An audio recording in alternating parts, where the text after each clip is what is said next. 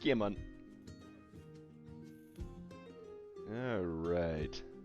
So, fucking welcome to this edition of a writer's room. Basically, the whole purpose of this, everyone, is basically just like I got some questions. I kind of want to talk to you guys for kind of get where your heads are at on campaign as well, because that's always helpful for me as a DM. I always like to process the campaign in a Yeah. writer's room. It helps me play characters and introduce lore and whatnot better. It helps me plan out the next session That's what I'm too. saying, So dude.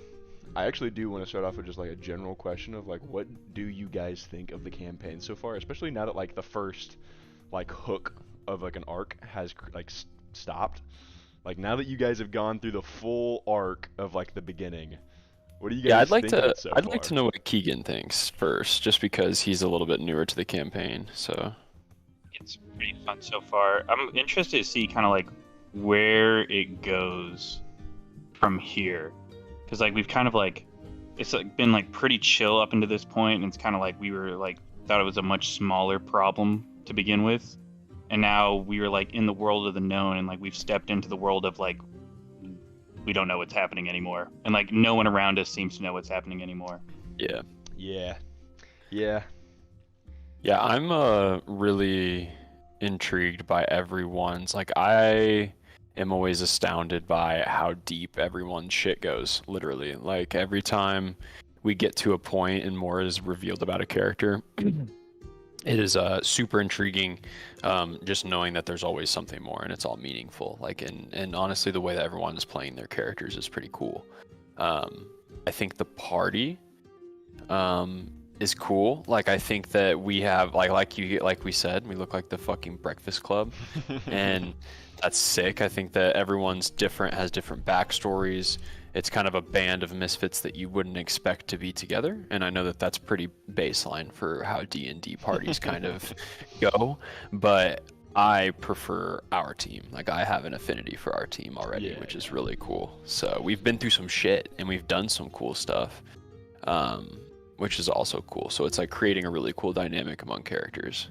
Yeah, it's also kind of crazy how it's like instantly we are like down a party member. Yep. We're like back to just like 4 That's instead kind of of something 5. I want to piggyback off of like this first section of like how does it feel knowing that you guys like haven't failed like a quest, but you guys have like sort of failed to a certain extent where it's like you guys were writing this information that you guys thought you had, especially as a DM giving it to you. I was afraid to do so. I was afraid to kind of make this plot point because I was like, well, fuck, what if they're like just so depressed about failing that they just like aren't interested in it? Like, I think 6 episodes from now, I think episode 10 plus, that would have been a way bigger deal. Obviously, losing Bando is a big deal, and we're sad to see that character go already. But I think with the way things were going and the close calls we were having, it's almost like somebody in the party was destined to die. Like somebody was going to re-roll. It was just a matter of who. And honestly, we're surprised it's not Arthur or Kev. Yeah. You know, Yeah. because they've both been down, like like a death saving throw away from being fucked. Yep. So Yeah, like I literally like if I didn't get stabilized right there, like it was actually Jova for me. yeah, Like I already Could've failed been. 2 death saving rolls and not very good at rolling dice. yeah. what you've been throwing at us has been pretty like there's been not necessarily like incredibly difficult scenarios, but incredibly powerful enemies that we weren't ready for on purpose. Yeah. And that was cool to see how we reacted to that. And I would have to say that it's going to be really cool, like the next thing, because obviously, if you guys saw the very end of the last episode, we are arriving at a monastery, and we might be getting leveled up here pretty soon. So Yeah, no, for sure. There's gonna be a period of time, right, where it's like you guys have gone through the trials and tribulations, and don't get me wrong, you guys have grown, like in power-wise in the first 6 episodes, but the whole idea was to get you guys to a point where you guys felt really comfortable, and then kind of break it back down. Like I wanted you guys to be like, okay, we just left hell, we're prepared for what's coming, and then you're just absolutely not. So yeah, totally. that's kind of where it started as, and I'm glad that it ended up landing like the way I wanted to, because I was afraid it was either gonna land way too soft or way too hard, and it seems like it was somewhat in between. So it's a good place I think to it be. was pretty. I think it was pretty good. Yeah, only one person dying was like pretty big for the brand. I'm kind of like excited for like I'm hoping there's like a little bit of a lull because it feels like the last 2 or 3 episodes just like so much shit has been going on. Yeah, you guys have been getting hammered, and definitely the pace will not keep up, because then it almost feels like you're shoehorning, right? Like, Yeah. yeah, and you know, obviously you never know where the story will go, and I'll never know where you guys want to go, but at the We same have some time, things to figure I out. can't just like shove. Yeah, like also you guys got to think about it from like the enemy's perspective, like. How many resources did they just use to do this? Like, how many people did they lose? How many, you know? So they might be recovering as well. There's an entire world that happens even whenever you aren't interacting with it, Mhm. and you know, that helps influence the pace of things. So Yeah. as of Yeah. right now, I am very excited that you guys chose to go to the monastery first, because there was definitely, I figured it would either be the monastery or it would be like, oh fuck, we should really go chase down and like scout in some more, like on Deep Hollow and everything. But then whenever you guys were like, oof, man, we have this lead with your monastery, as well as we also like need the items of the magistrate, with Ilrith being here. It's like we've got 2 leads really, and only one of Yeah. them is fruitful. So Well, above table, like I was thinking before, like the session before, so I guess 2 sessions ago, before we had the session, I had a dream. Ansys had a dream, where a person appeared in his dreams. It was like, "Hey, bro, you're tardy." Right before that session, I was thinking, I was like, "Holy shit!" I was like, "I am on a mission, and I am tied up in some shit." yeah, And I was just like, we're getting close. Like we had seen people almost go down. I was like, I cannot die before I complete this mission. So I'm just like, if shit is going south, like it was gonna go one of 2 ways. If I knew we were okay, we were going to fight to the death and be good. And then I was gonna be like, hey guys, I'm out. Or if shit was going horribly, I was gonna be like, ooh, sorry guys.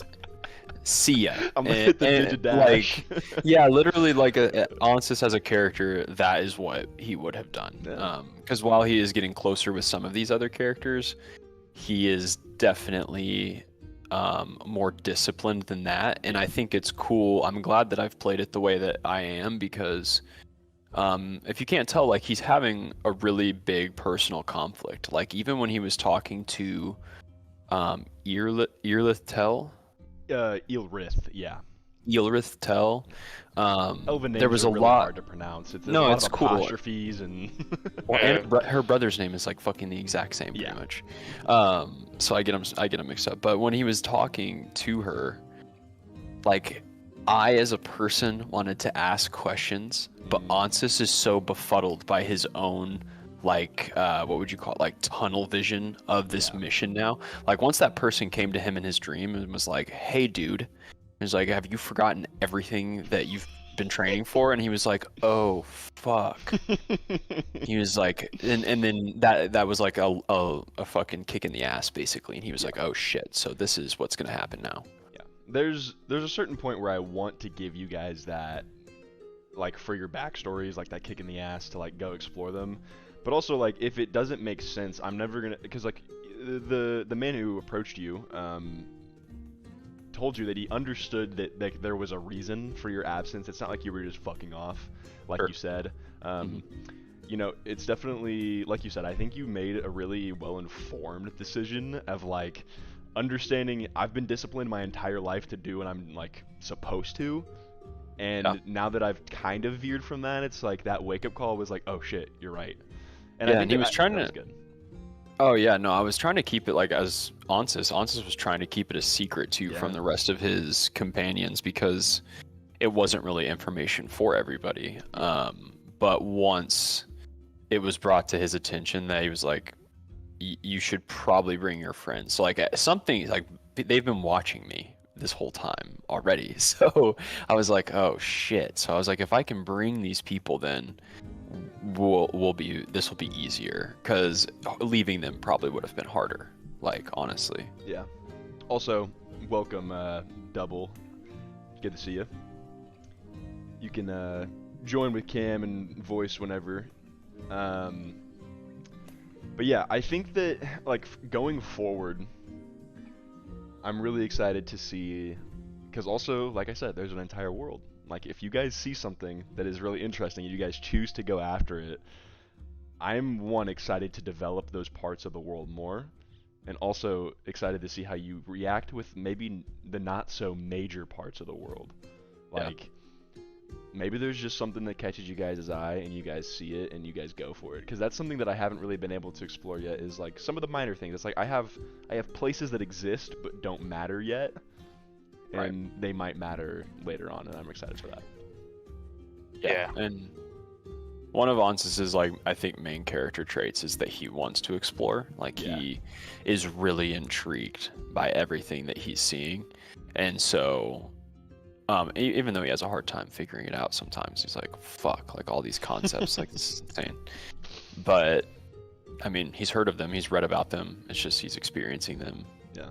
Kevrick, what was it like having such like a bomb dropped out of literally nowhere of of meeting Ilrith? Because I know that you don't really know a ton about Elith either, and like that's kind of by design.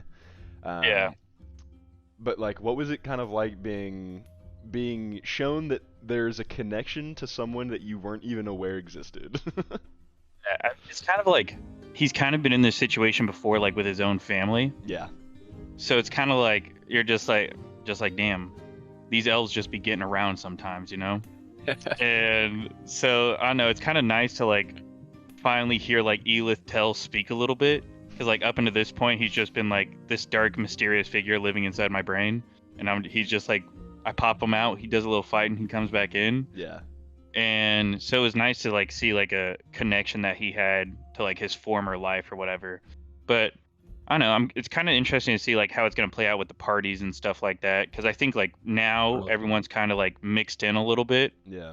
And so like we had a lot like better banter that last playthrough, just like bouncing between all of us. Yeah. And I don't know, it'll be interesting to kind of expand on Elith as well, because like he just comes from a different time, and like he hasn't been alive the whole time like his sister to be able to change and stuff like that. And so like he's been in the spiritual plane, he's probably changed a little bit, but probably a lot less than what his sister's been exposed to. So I don't know, maybe it's like something where he like still harbors like, I mean, he fought humans for like a majority of his life, and so I don't know, we'll see how that kind of plays out when we start in some combat situations and like within the party and stuff like that, since we have Arthur and I don't know, is Asher a human? Asher is a human. Okay. And I think that's a good point. Is like, I don't want to obviously I will not force anyone to make actions that they do not agree with, but you guys are right, the characters have their own opinions that they can act on. And especially whenever someone who has been dead for so long and was literally raised and created in a time of warfare, of protecting his own people, it'll be interesting for sure. I was really excited I got to explain some more of that of the lore to Arthur during that with Ilrith. I felt like that was I had an unexpected like questioning from you guys of like what the Fara Anna Inor was, and I was kind of like over here a little ecstatic to kind of explain more about about like the history. Like, yes. It's like something that I had in like my session 0 that I don't know if like everyone else had the same history about kind of what went down, but just because like based on my character I had a little bit more background than the rest of them. And the I hadn't really thought of like people wouldn't understand like the titling that I give things until Arthur was like, oh yeah, why wouldn't everyone be a part of the First Elves? And I was like, oh duh, like that makes sense. It's like, of course that makes sense, but only it makes sense of why his question doesn't make sense to only me. So like having to go back and be like, okay, I forgot that there is an entire other plane where people exist. Yo. Yeah. But so you guys had mentioned a little bit about Eelrith. What are your guys' general thoughts of this character so far? Because Asher, hopefully Dylan joins us later, had kind of told me, he was like, this is one of my favorite characters you've introduced so far, because she was just like the perfect embodiment of like a 3rd grade ELA teacher. Yeah, he honestly nailed it with that description for real. Yeah. I like her a lot. I think she's a super interesting character. I'm excited to meet like the other archmages and stuff like that because we know there's 5 others now. There's gonna be one that's just an absolute jerk. There's gotta be. Yeah. Like, I felt like we met the one that was just really nice and like mostly patient with everyone except for Asher. I feel like Asher did that one to himself. Oh, he definitely did. Asher does a lot of things to himself, if we're being Yeah. honest. And I will say I won't be able to do camera because I'm at work, Yeah, but yeah. I'll be in and out and muting. You're good, man. I appreciate it. Yeah, she was a really fun character to kind of like brainstorm because one, whenever you're writing a character, it's so like shallow. It's like you can put like, whenever you're writing for places, it can be really deep because it's really easy to do that. But writing characters is hard until you RP them. Right. Because whenever you RP them, it's like, okay, how does she actually act in this exact scenario? And that will describe the entire rest of her character.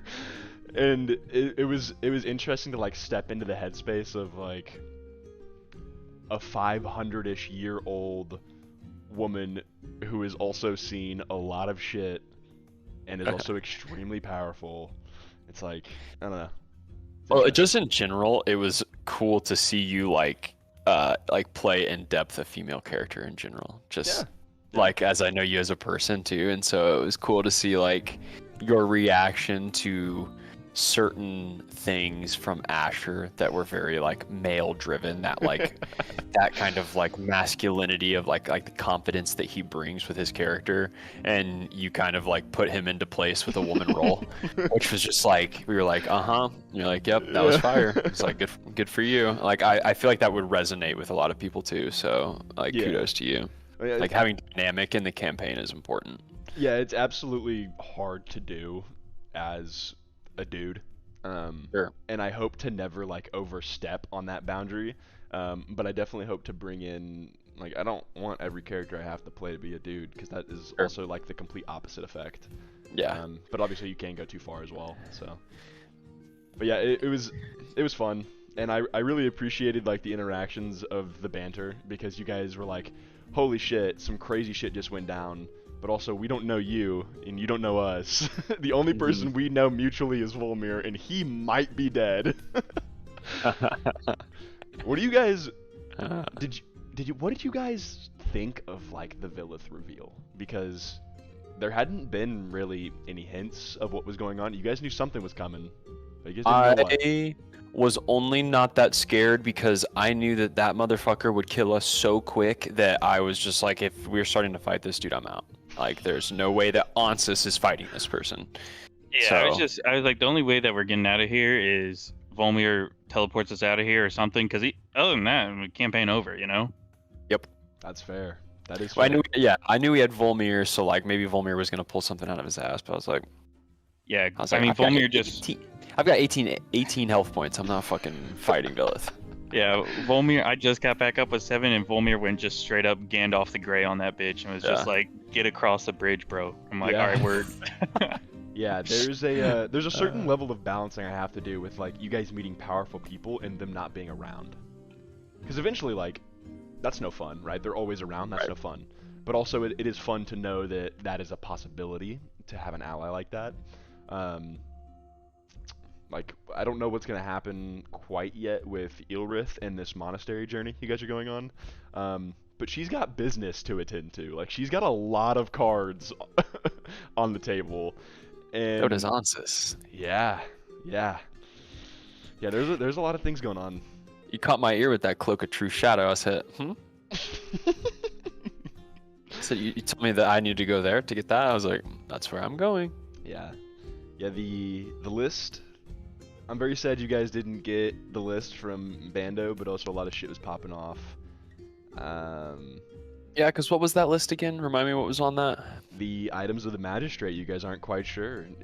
It was literally a break in case I die from Volmir kind of deal. Yeah, it kind of sucks that we didn't like copy that over or anything like that, because like the one dude that we had who had the list was just so dead and so far away. Like the archmage group has like a database of information that they share, but they were not all collaborating on the list for you guys. That was very much a Volmir project. So all of them might know these items exist, but they're not sure which ones they've been tracking are meant for you. And so she's gonna have to go back and be like, oh fuck, okay, so I don't know much about you, but I think this might be the right one. And there's a Library of Alexandria somewhere along the lines that she'll have to visit and figure out. But because you guys aren't, like I said, you guys aren't the only people that know about this now. There's been things happening all around the continent. There is very large players that have been alerted to you and have been alerted to a massive gowned woman that is also taking over the countryside. So Yeah, it will be interesting to see who ends up helping us and what we've done so far that's going to put us in a bad spot. Lucius being on the material plane, who knows? yeah, that was like an episode 50 thing that happened in episode 4. So we'll see. Yeah, that man really broke out of there, bro. Yeah, so it is interesting that you bring that up specifically because like not many people will know that he's out. Yeah. And the people that do, they won't necessarily be able to tie that to you unless that is somehow brought up. The only reason she knows is because Asher said so. her job is to literally track things like this, and Asher was like, "Oh yeah, by the way." That was us. Yeah. I was like, oh fuck. Yeah. Yeah, I didn't really know how to respond in that moment as her, because like literally, the Azir, their whole job is to just like track, collect, and date things for the world. And Lucius showing up on the material plane is a very large event that will have ripples for the foreseeable future. Oh man. So I am extremely excited to see what Dylan does with that information too, because I mean, even whenever we got offline and I was like kind of going to bed, he mentioned something to me where he was like, I kind of need to like talk to him, but I don't know what he's doing, and I don't really know if he's like watching me right now, like how busy he is. And I was like, yeah, I mean, you can always try, man. Like, imagine. Yeah, just, that's interesting. Because it's not phone a friend. Right. It's not like you can just call him and tell him to show up. But That would be nice. yeah, or very bad. You know. Yeah, if Lucian can get a hold of you, that may not be great. Yeah. Well, he can, I guess, right? He can just like talk to him at any point in time. It's just not the other way around. Yeah, the way I kind of explained it to Dylan was like, he can always see you. He's just not always choosing to. Right. Unless you find some way to disconnect that, then maybe not. But also, I was surprised that Double, Arthur more specifically, chose to like not tell Asher about like that tracking signal. Because obviously you didn't know what it was, but the fact that there was just like a random rune that no one said anything about. Well, because Arthur's thing was like, oh, it's just one of their weirdness that he probably did with Lucius after they talked with him. So he probably knows it because it's on his shoulder. So he's like, he knows about it. That was his like rationale. Yeah.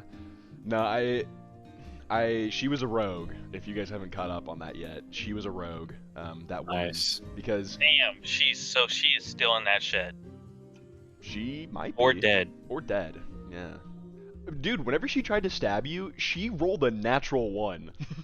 Like, that is the only reason that she got fucked over so hard. Otherwise, you would have been fucked up. She had poison on that blade. She has sneak attack. She was level 6. Like, She was Oh she was my strong. God. She was She was strong. gonna dumpster me, dude. She like there was supposed to be a whole lot of things that happened, and boom, natural one. That one. Just And tink. she technically has like a second attack, but whenever you break stealth as a rogue, your second attack means nothing. Yeah. So it was just like, what do I do now? Yeah, because I thought I handled that shit so easily. I was just like, I can't believe I got out of that one. Yeah, no, you handled it really easily because I fucked up so horribly as the character. Like, Let's whenever go. I was rolling stealth, she had like a 27 on stealth. So I was like, okay, your passive perception, you're definitely not gonna see her. She shows up right behind you and fucking miss. The poison wasn't like gonna insta kill you or anything, but it was like paralytic. So I was like, okay, there's a very strong chance that you're just not gonna be able to move, and then she's just gonna cut your throat. Oh my god, dude, what the fuck? Yeah. I could have just died walking around that corner. Are you kidding me? Yeah. Yeah, it was funny that like the guy ended up being the one alive because he was nothing. Like he was just a dude that was on their side. And the girl was like supposed to be the next pivotal player with Duval, and she's the one who fucked up and not him. Hilarious. Yeah, that's the dude who got the job done, bro. He killed Bando. Yeah, fucking yeah. How'd you guys feel about that whole part of the session, session 5? Fucking Bando's decision to walk with Duval and get murked. I mean, it was in true Bando fashion, so I mean, it happened for sure, but I was a kind of had a true feeling that was Bando gonna fashion. happen. Yeah, Yeah. true Yeah. Bando fashion for sure.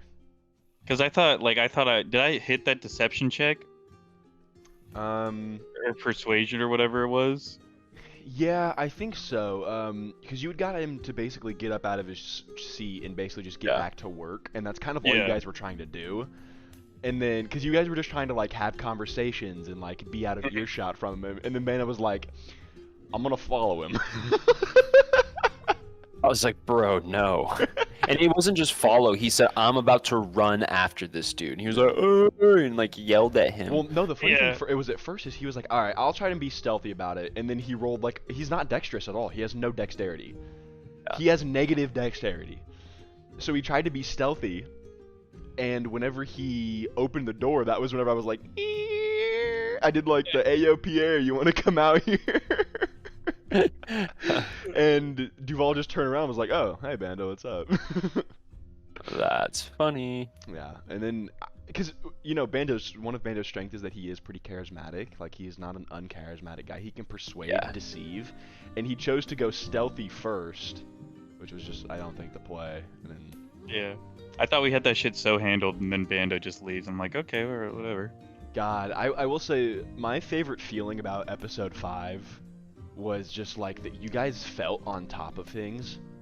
Yeah. And it was like you guys were kind of piecing together some puzzle pieces. And as a DM, I was like, I know what's coming next. And I'm glad that you guys like have this moment of like collecting yourselves and like getting to Yeah. it. Because it was That's kind of like pretty a lot of it wasn't combat. It was like kind of some intermittent combat with like a lot of just like detective work and kind of understanding the field you guys were on, which was cool. And honestly, Yeah, understanding the NPCs.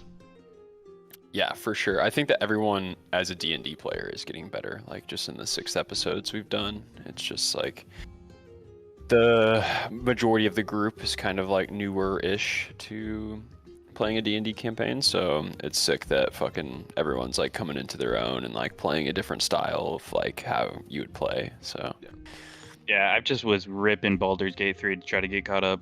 It's like, what the fuck is going on? I just put in like 60 hours, and I was like, okay, here we go. Fire. that's hilarious that you say that, because I was like, damn, I was like, it's funny that Keegan probably learned all this shit from Baldur's Gate, because I saw you from one session to another, and in between those sessions, all you had on Discord was like playing Baldur's Gate 3, and I was just like, I know he's studying right now.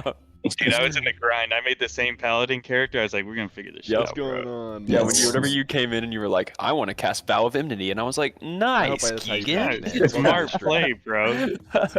Genius, dude. How'd you come? come up with that one? Cooking up in the lab, bro. Yeah. Yeah, I love it. Love to see it. Yeah, I was really happy that like one, I'm glad you guys are getting comfortable with your ability because I know that I also throw a lot at you guys, like with the homebrew abilities and everything. That's a lot to take in. But I am extremely glad that you guys have kind of figured out like how you want to play your characters, and also how they kind of fit into like not their niche, but just like their place. Yeah. Like every character is good at something, and there's something that they're not good at as well. Yeah. What I'm kind of set on is I think Yeah, well, I am playing Arthur at a point as he is kind of the grounding point for everybody, because they all kind of got this like strangeness that's going on that might kind of separate them from reality. So Arthur's just kind of like a dude that's just there. Like he's just a big guy. That's kind of the best thing he's got going for him. And it's working wonderfully. Yeah. Arthur is nice because he's like the voice of reason. He's like the dude who sees stuff kind of as it is. I think everyone comes at it with like their own low perspective, and then Arthur is like pretty logical, pretty level-headed. He looks at it and like kind of balances like everyone out. Yeah, Ansys really likes Arthur. I think that every group needs an Arthur, and like I don't think all of you guys are gonna be like self-destructive in any way. I don't think that's how you guys are like going about your characters or anything like that. But I think that just like every good group is gonna have at least one person who's just a little more like, whoa, let's back up. Because it's like, I mean, the only big thing I have with Arthur is that he's slowly realizing that a lot of the anger that he has towards like people who tend to do evil comes from a place of empathy that he has for other people, and it's just like him realizing like, you know, maybe there's more to it than just justice is what I'm looking for. Like maybe I just feel like these people are really in such a terrible, especially after what happened to Deep Hollow and Bando. He's trying to like process like, man, I'm so angry right now, and you know, I felt like I could just handle it. Yeah, so as like Arthur, what does it feel like having like this larger world event, knowing that like you were so focused on like something that you thought was a little more contained and like smaller scale, and like how does it feel not necessarily to have that shadowed, but just like to have these two different avenues of things that you definitely care about so far? Like I kind of want to know what your thoughts are on that avenue. With that, Arthur's kind of thing is that since it's kind of something that was instilled to him when he was a kid growing up, because he was just bigger than other people, was he kind of feels like he has this responsibility because he's like, well, no one else is going to do it. So now it's like a thing of like, no matter how big the thing is, especially now that some people have helped him out with something he did, he's like, well, now I got to pay it back. You know, even if I don't have magic or anything, like I will do the best I can and then find my place in this as much as I can, or die trying. Yeah, I feel like it's a very Arthur thing to think about. So I don't know. The stories that aren't, you know, this main epic quest are also just as important. And as a DM, that's something that I've had to kind of figure out with. The last like kind of thing I had on my mind about events that have happened is, what did you guys think of the Bando transformation? Obviously, your guys' characters don't know about it yet, but as players, yeah, that was nuts. Yeah. I was fucking really into that. I'm glad. The goal was obviously to kind of have it be a little epic, and I wish King was here to ask him about it, but I don't think he expected anything to come of that Phoenix, and then something very important happened from it, so that's kind of fun. I think it's so funny to just be saying he's smoking on that Phoenix pack the entire time, just for the Phoenix to like have to revive him. Yep. Because Volmir Sandalori was like, hey, nah. Yeah, it was cool learning about Bando even after he was dead, which was cool. I still think the legacy of Bando is going to live on. I don't think that that's the last time we're going to see Bando. I think Bando's coming back. I'm on the Bando train. So. Yeah, Bando's story probably isn't over. It's definitely over for you guys as players. Like, he probably won't be playing Bando anymore. I'm gonna say that up front because I think that's valid. Because that's fair. But his journey still continues in a different place. So. also just sucks like when you kill a character and bring it back, 'cause it's like, what's the fucking point? Yeah, no, like there's definitely a certain point where death matters. I mean that's a very common trope in like media today is that a lot of people get killed off in shows and movies and then they just come right back somehow, and it makes every other death after that feel way less important because they'll probably come back. Yeah, I think it's like way more interesting where it's like you get a peek into the afterlife kind of in this like mythical world. And it's like you still like we were still able to use like Bando's death to like Bando's now something more, and you got a peek into like what's going on behind the scenes with like the higher powers of the world. Sometimes as a DM, you have to set a precedent too of like, Shit's real. these Yeah. are consequences. Yep. Like you can't just it's not all fun and games. Yeah, I've Yo. been knocking you guys out, and I haven't taken that last strike. I thought about it long and hard. I was like, do I kill Bando right now? And I was like, Duval would, but do I do that as a DM? Yeah. I saw it in your face, man. I was like, he's gonna do it. I was like, he's gonna kill him. Yeah, it's kind of crazy. I've been like away from death like one turn twice now, and Bando was just wrong place, wrong time. Yeah. Paladins also, like, especially Kevrick, Paladins low level are not great in the first place because everyone is weak. But as you have more hit points and your ability kind of forms into what you want it to be, and also you gain smite levels, Yeah, you're gonna become a like- force. Yeah, it's like I can two-shot someone, but everyone can also two-shot me. So it's just like it's kind of a wash, and I have a shitty initiative. And I'm really excited for you to be able to use like your halberd to your full extent, because I have never DN'd for someone that uses a halberd. So Yeah, Hey, look who it is. I've been Hey. cooking up in the BG3 labs, baby. I know Yeah. where I'm going with it. He's got his whole character I'll built be already. a fucking rat in that shit. Yo, King, you there? What up? What up? Yo, we just got done talking about what happened last session with Bando's transformation, and I was actually just talking about how I wanted to ask you about it. What did you think about it, man? What did you think about the whole transformation saga? When I first dropped in, I was super shocked, right? But as I'm going on, I'm just getting more and more into it. It was amazing, bro. Like you Good. really cooked with that one. Yeah, Okay. I was afraid that like throwing you into it immediately as you joined was a bad idea, but I also wanted you to be like, oh wait, shit, I'm like still going. It worked, bro. It worked. Yeah. It worked. I was fucking lost, dog. So did you have any idea that like the Phoenix essence and everything was going to be important, or were you just were you aware that there was a possibility that was something, or did you just think that was like a one-off? I honestly, I thought it was a one-off. I really did. Like there was Yeah. nothing. Like I thought that was never gonna be related ever again. And I was like, fuck it, I guess. You know. You know what I thought about the other day is that there's an entire tree that none of the other party knows about, full of extremely powerful magic items. That's Look, bro. crazy. Look, bro. Looking back, I made poor decisions. You know. It's not being 2020. Oh man. I mean, I just thought he had that shit so handled though. At the time, I really did. I thought he was gonna get away with it too. Honestly, I was like, yeah, Bando's over there doing something. I don't know. Yeah, I was Yeah. definitely not expecting to get fucking cooked, you know. But yeah. A fighter at level 5 has one turn that is really strong, and then after that, you guys saw what happened to him. He got fucked up.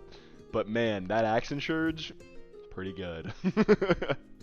That action Oh. charge was brutal. 4 attacks Yeah. at level 5 in one turn is... you said 4 attacks? You said 4? Yeah, he gets 2 off rip as an attack action, and then action surge gives him an entire another action, so he gets 2 more attacks. Yeah, I was cooked. I was Yeah. cooked. You were not making it out. Nah. High level fighters are like the power fantasy of literally just you hit things. That is all you do. But yeah, how did you as like a player like tackle Bando dying? Like what were your thoughts going into that situation and then leaving that situation? Real quick, I gotta Oh, bounce. wait. Oh, okay, brother. Or- But be easy, guys. Yeah, I appreciate you stopping by. Have a good Yeah, night. no problem. See you guys. Take it easy. Deuces. Yep. Okay. Going in, I'm really in my head like I got this shit on lock. I'm either gonna pack this dude up, number one, or I'm sprinting away, and neither happened. Yeah. Cause like what was it? I hit like fucking. I tried to use the Ray of Frost. I'm like, psh, easy, fucking one tap, fucking straight to the chest. He's slowed. I'm gonna get away. No. No. I was that's pretty. fair. I was pretty pressed about it, honestly. I was pretty pressed. Yeah. Yeah. I struggled a lot with my first ever time killing someone who was like a long-term character, like supposed to be.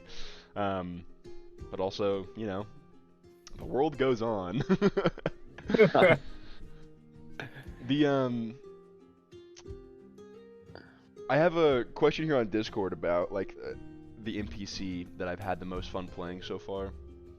And I'm undecided between Lucius and the new NPC that you guys got to meet this last time, Ilrith.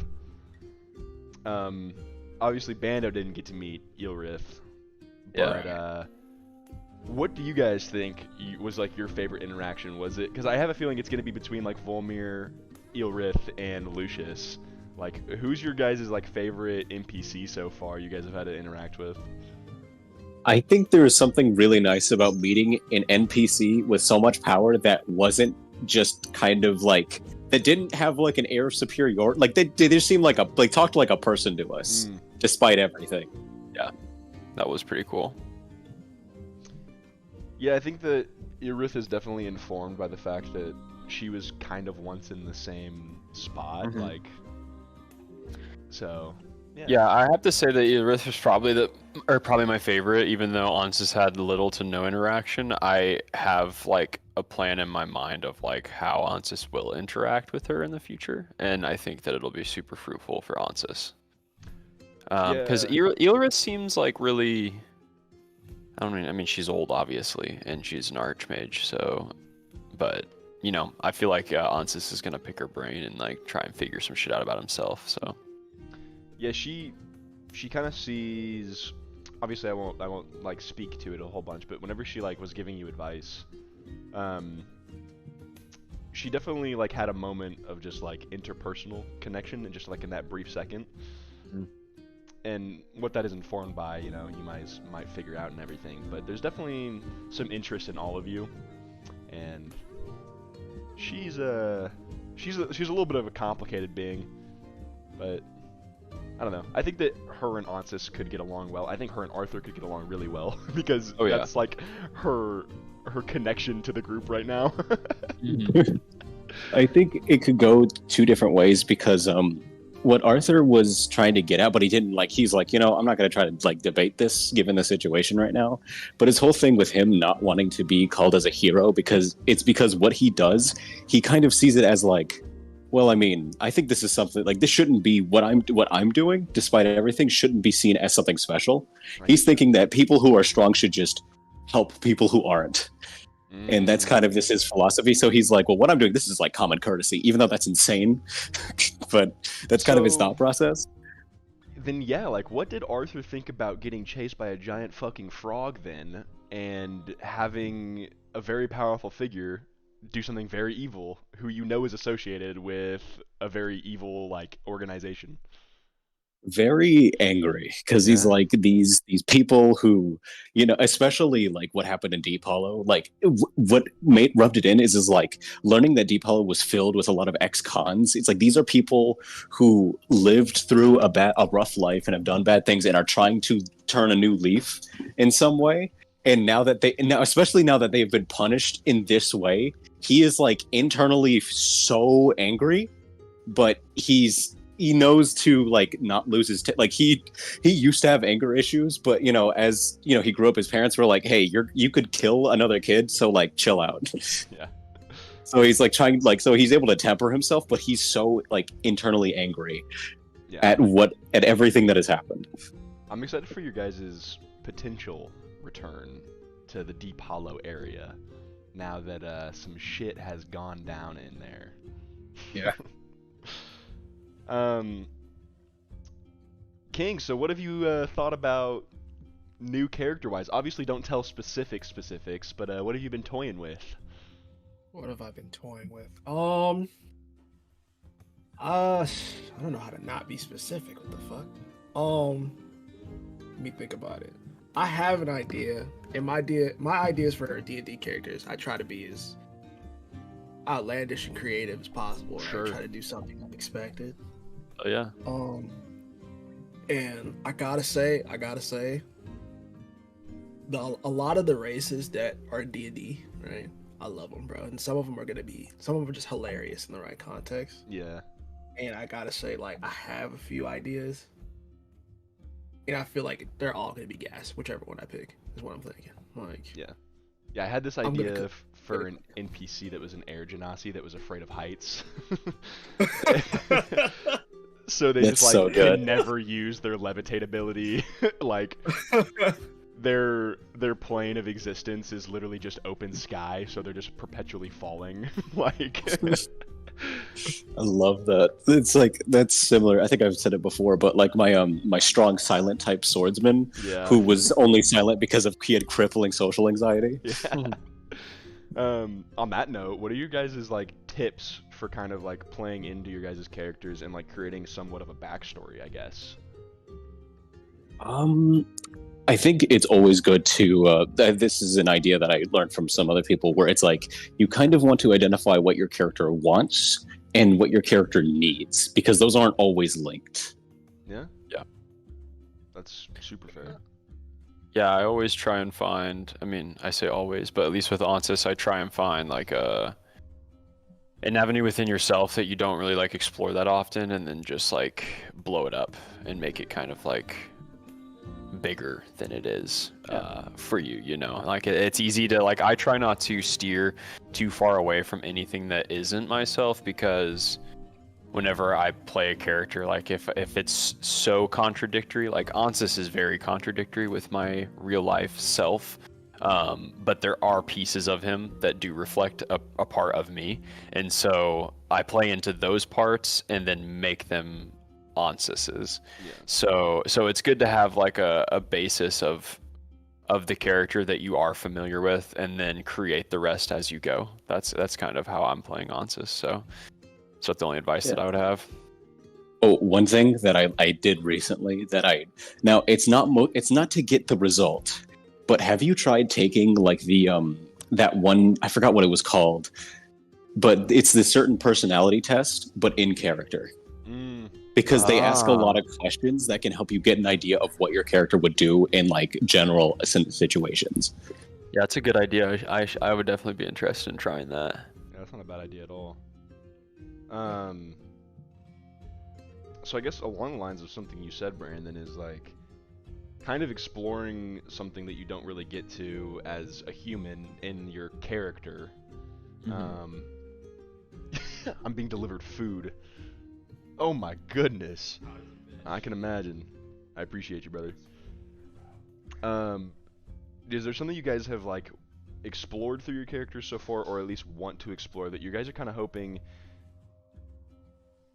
will kind of like show you, like, or if there is something that you guys have already found that like shows you something about yourself that you're like, whoa, maybe I needed to work through that?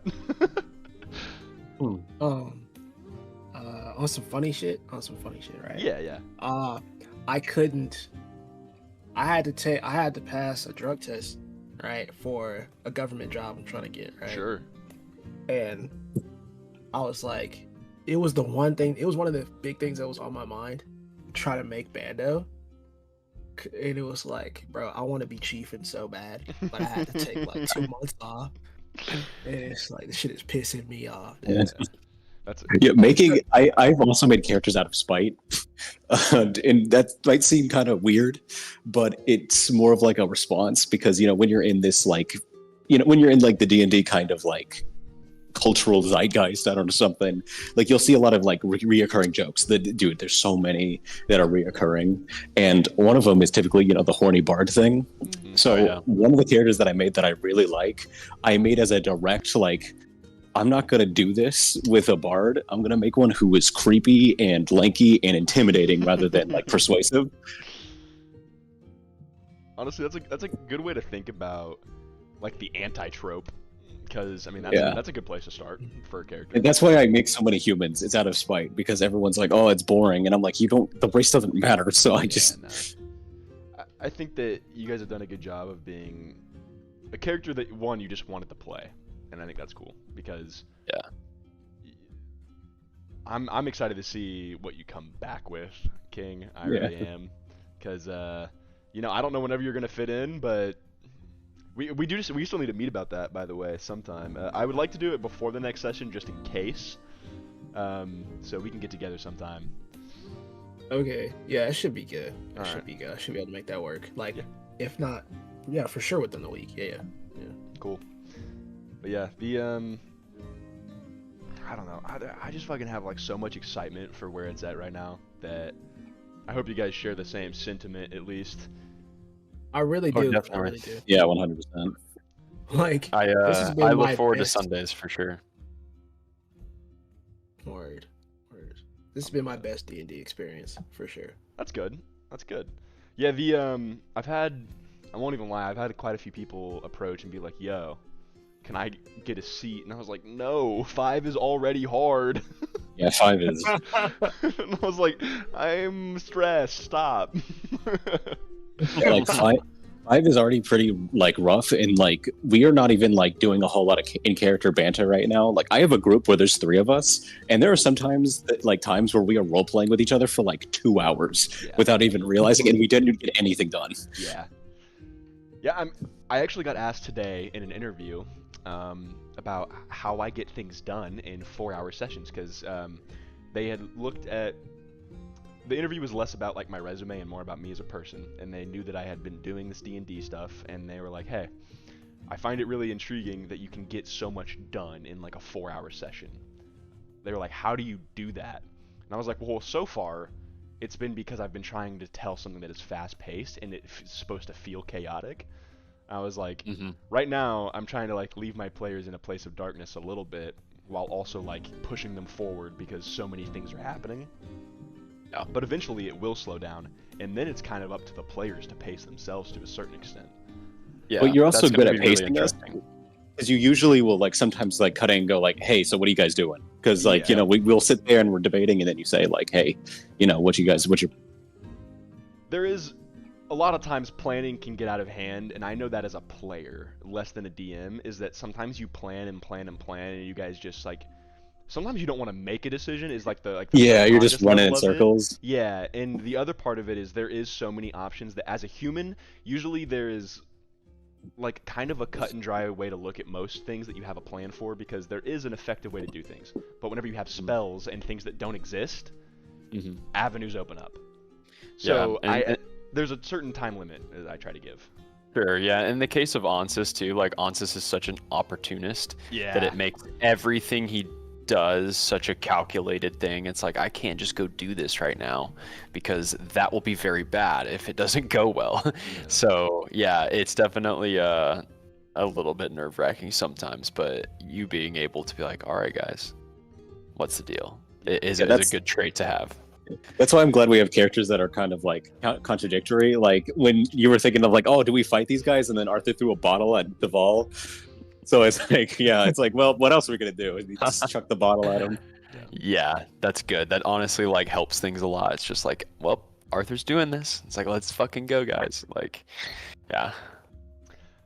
So far, have you guys been happy with like your classes and everything? I assume, yeah. Yeah. Yes. Yeah. Says the dead guy. Hey, look. It was worth. It was worth. Yeah. Would you? I mean, I guess on the same note, would you guys recommend the classes you play so far, like the Shadow Monk and Mhm. like, because Pugilist is something that I hadn't even known existed. Yeah, it's there's like a kind of subsect of like these homebrew stuff that a lot of people are vetted, like Yeah. or they like really like. So that was one that I kind of fell into because it's sometimes because I think the pugilist is a bit of what people want when they want to play a monk. Because sometimes people just want to hit things, Yeah. but they don't want to do all like the key stuff. This one's all about just taking hits and dishing them out.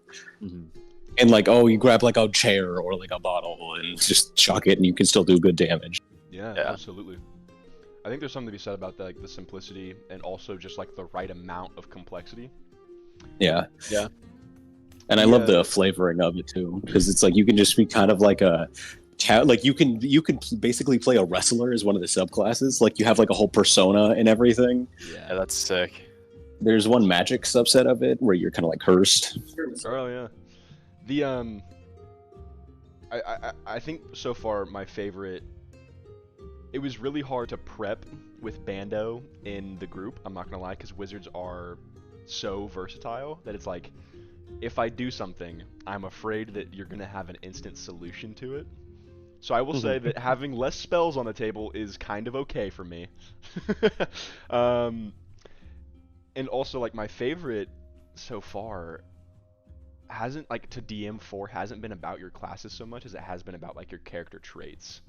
So Yeah. it's been kind of fun to see as well. Because, like, you guys always have, like, the wild card of Asher's fucking yip yapper.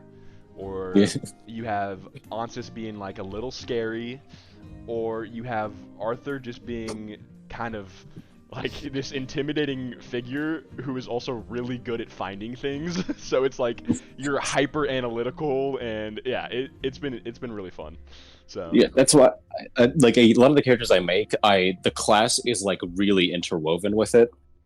It's like that other character I had, he's a swordsman, so like a battle master fighter, a very technical, and like thing. I wanted to wrap that into it, and then I could make other character traits around it, but making sure there's at least some consistency with like what your character's trying to do and like what your character can actually do is really important. Yeah, that's totally fair. I was unbelievably happy with how like the first 6 sessions have gone, and I'm glad that I'm honestly glad that we didn't choose to move this next session up, because this is finally a time where things are slowing down and I actually do need time to like prep because now I have to worry about more NPCs and less so of a straight and narrow. So. Yeah, and we shouldn't do that too often. Like, that is definitely like a last resort kind of thing, or like an excitement kind of thing, because there's times where we can do that, but I think as players too, time to digest and time to like think about things is good as well. So, like doing it literally the day after. Yeah, because we did do that once. Crazy. Yeah, and granted, I think it was also a decent time to do it because it was only a 2-hour session, right? Like, it was a quick session that I knew was going to be quicker because I knew that at the break, if you guys weren't in combat, I wasn't going to start combat. And it was really an overflow session. It was like we could have played for 6 hours, or we could play for 4 hours and then finish it tomorrow type of beat. And 6 hours is just a lot to sit in general. Yeah, that's a lot. So, like, you just can't do that. I have a feeling there will be one day where everyone has like a somewhat free Monday or something, and everyone's like, no, we don't need to stop yet. Just 30 more minutes. Yeah. 4 times. Yeah, which is totally okay as well. I take your guys' excitement in stride. It helps me just as much as it helps you guys. So. Yeah, for sure. Yeah. I was thinking about this during the end of the sessions, and I really like the idea of like, I wonder what everyone thinks, like what feels like their character would, like which deity they would align with. Maybe not worship, but which one they would kind of fall under. I think that's a great conceptual question if you guys want to go around the horn real quick, actually. Yeah, I've thought about it a little bit, and because I don't have the sheet with me of all of like your deities and stuff, but there's one that's really good. I can't remember the name, and then there's one, or not one that's good. There's one like that's kind of in the middle that like kind of aligns with what Ansis would be like now, and there's the opposite ends. So like if Ansis is always doing things for the balance, there's always a time and a place where that can teeter either way. And it would be interesting to see what kind of deities like were influenced him later down the road, because it's hard to say now because I don't feel like the character's progressed as much, but with Ansis's natural kind of like curiosity and constant like cognitive dissonance of trying to stay at a baseline, he's almost like a replicant, he's like if he comes off of this baseline, everything starts to go crazy. So to see the polar ends of that would be very, very interesting in my opinion. Yeah, that's fair. Because, maybe he ends up worshiping, what was it, like the god of murder, Like maybe Yeah. he's more of just like, fuck balance, I'll do what I want, and everyone is in trouble. That would be So- terrifying. Right. Yeah, it's like, you can't even see me, bro. Yeah. Like, Yeah, what about Bando? I can't. I had to pull up the page That's totally because I fair. knew who I was thinking of, and I'm pretty sure it's how do you even say that? It's a CHANOH. Like no. Oh, I think hold on, Right. let me pull it up. But it's because the, I think I know what The you're Wild Heart? Is that what you're It's the looking for? god of it's the god of nature. Change. Yeah, see, I think Ohano. I think I might have changed the name actually somewhat recent, so let me fucking look it up real quick because I had to go back and change some of the names because I realized I had made some of the names just straight up out of like lore that I already knew about other things and not even realized. Like the only one I kept was Meridia because I just like the name, but that is straight up the god from Skyrim. Yeah, I was I thinking. didn't I was realize. like, huh. Like I was thinking about it, and I was like, yeah, that sounds like 'cause I was thinking of the hand, a new hand touched the beacon meme. Yeah, yeah. The Wild Heart Ohano is probably who you're thinking of, and yeah, they are a little more of a neutral god. So, Yup. what about Arthur Double? Arthur kind of falls into a weird place for me, but I think like if you saw it at face value, it seems like he'd fall under like court. Mm-hmm. But when I think about it more, I think he'd fall closer to Thyesmere. Yeah, that's fair. Because he's all about trying to, because like for him mostly like fighting is more of like a means to an end, because when normal laws will not be sufficient, it's like, well, he has to take it into his own hands. But because it's a little weird because he's not obsessed with knowledge, but that's just something where it's like finding like the truth of things is kind of like really important to him. Yeah. Yeah, and that definitely comes through. Like you're very investigative. You're very much the detective, and I think that definitely comes through. And it makes sense. But real quick, I want to touch on Ansys. You mentioned like seeing the like polar opposites. What do you think would push you? Like, is there an event that you could like kind of think of that could push you to seeing one of those opposite ends? I don't know if. So I actually kind of want to rephrase that because what I think I actually meant to say was like, it'll be interesting to see who is enticed by Ansys's skills. Because with Ansys getting more powerful and doing certain things, he's obviously very good at doing one thing, and that's like eliminating targets. And so if he can do that at an incredibly high level, he'll be an easy target for deceit. Like people will be trying to use him to their will, and it will be interesting, I think, and hard to play at a certain point whenever there's things going on that are going to be pulling him in the different directions. So I think that dude, I don't know, because he isn't attached to a lot. So it will be like a very intrinsic type of thing that will have to like be touched on, I think. Like it'll be like a split decision on like his humanity itself, like almost. Like I don't know. It's interesting it'll be interesting to see, I think. Because give me a scenario that you think would be like something that pulls Ansys one way or another. So the way I was kind of thinking of it is like, say you're at the end of the line of like the main storyline of something like somewhat large, and this being you guys have discovered, right, is inherently evil, but also to leave this person alive would mean that maybe a technically good religious group were to take a large control of an area, and almost in like a 1700s conquistador way, where it's not necessarily inherently evil, but the subjugation of people is like almost inherently a part of that movement. Yep. So it's like technically, what is balance in that decision? Sure. Damn, yeah. I don't know. I think that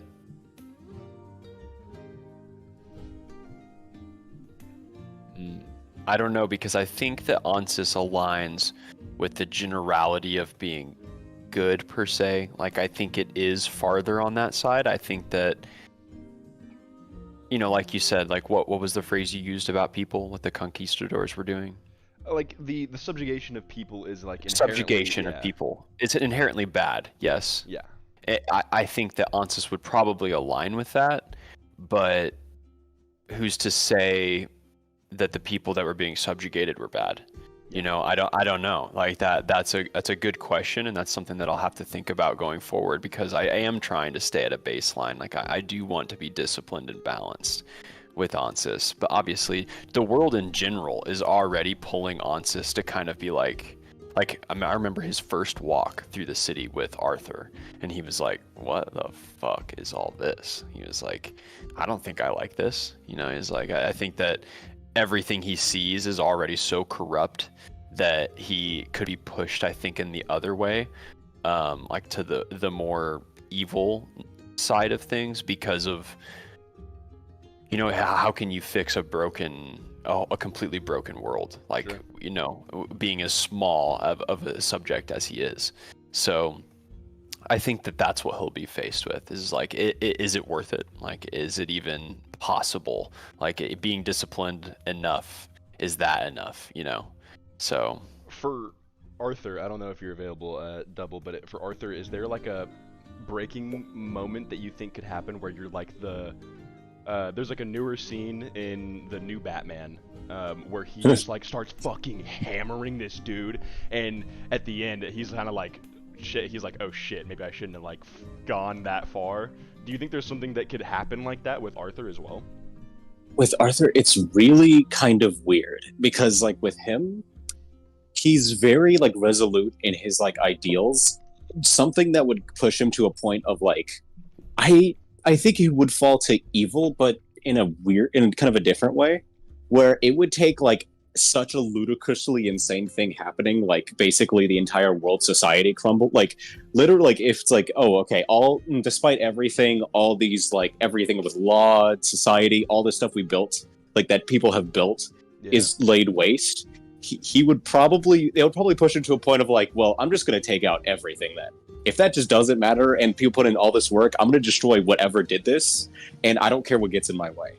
Like that would be like, he would probably, like, it would be put him in the same position as Jahal, but it wouldn't end with him disappearing. It would just be this guy that probably turned into some weird tyrant almost, and just trying to like wipe out everything, including like the deities.